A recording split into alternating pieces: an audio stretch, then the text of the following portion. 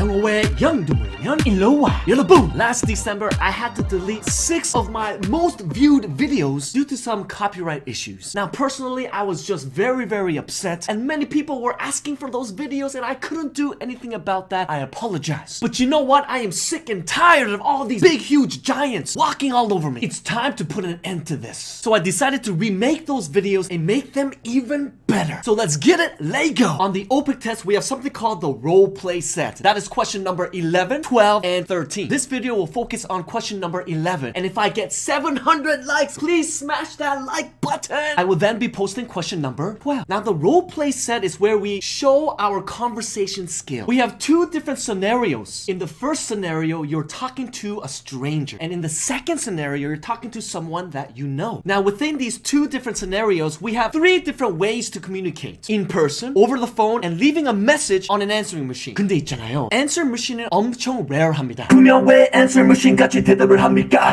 롤플레이는 사람하고 얘기하는 겁니다. 그 대화를 오픽 그레이더한테 보여주는 거예요. 그 꿀 방법을 이제 어떻게 하는지 봅시다. I'd like to give you a situation to act it out. You would like to buy a new cell phone. Call a store and ask 3 or 4 questions about a new phone you would like to purchase. Hello. Over here, Minjin says the word hello. But you know, most people will either say hi or hi there. 특히 phone conversation 할 때는 hi there를 되게 좋고. And when you are meeting someone in person, simply just saying hi is much better. Now, if you cannot remember this, on the OPIC test, just say hi. 왜냐면 만약에 어떤 사람하고 대화할 때 hi there 하면은 약간 어색하거든요. I want to buy a new phone like iPhone 10.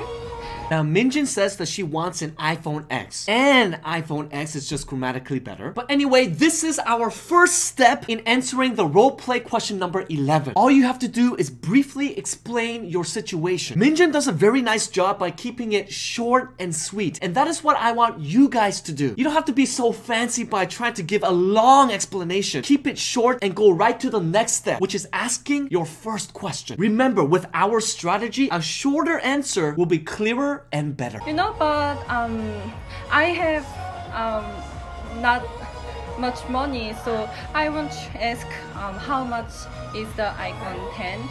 For question number 11, we have 3 total questions to ask. Minjin over here asks her first question, which is step number 2. Now, what I really loved about Minjin's answer is that she's trying to give a little more detail as she's asking the question, right? She doesn't just ask, how much is the iPhone 10? But instead, she gives a little more. You know, I don't have that much money. I'm just wondering how much the iPhone 10 is. But personally, I think this part was a little bit awkward because she's saying that she doesn't have much of a budget, and yet she's asking for the most expensive phone out on the market right now. Her style is good, but the context here is a little bit awkward. I'm just being extra picky with Minjin because she already got AL. But for the rest of you, if you are not good with these extra details, just take them out and go directly to the first question. How much is it? 그렇게 깔끔하게 해야 됩니다. Now, most students after their first question, they'll jump right to their second question. But if you are an 오픽노잼 학생, you will not do this. 우리 제발 오픽을 쓰레기통에 버리자. And oh, that's cheap. Oh, thank you.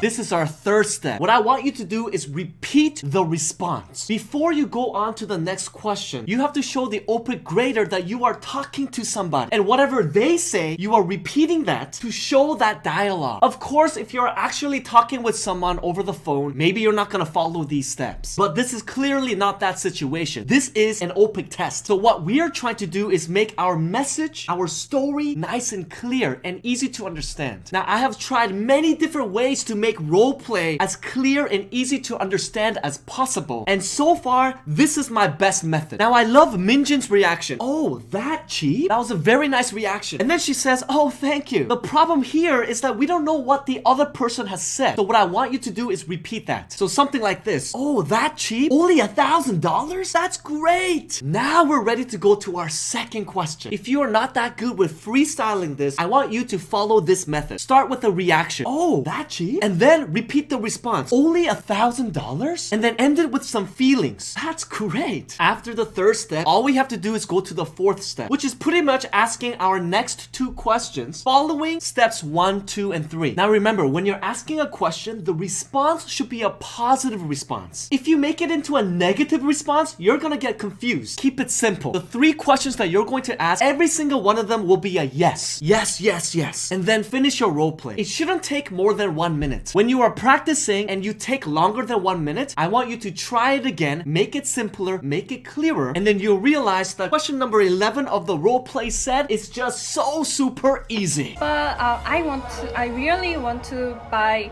pink iPhone 10. So do you have pink one? Oh, nice! You have pink one.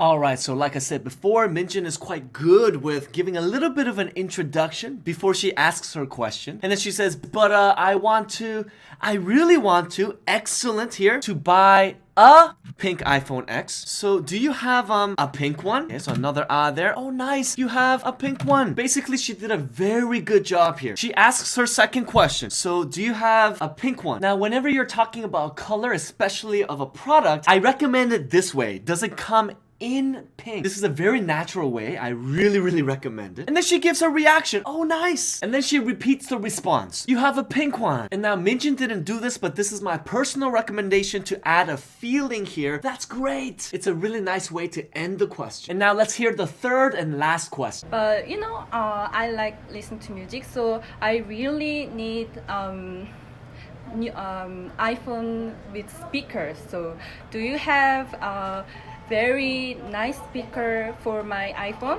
Oh, best. That's best. Thank you so much. Then I will go to tomorrow for buy my phone. Bye.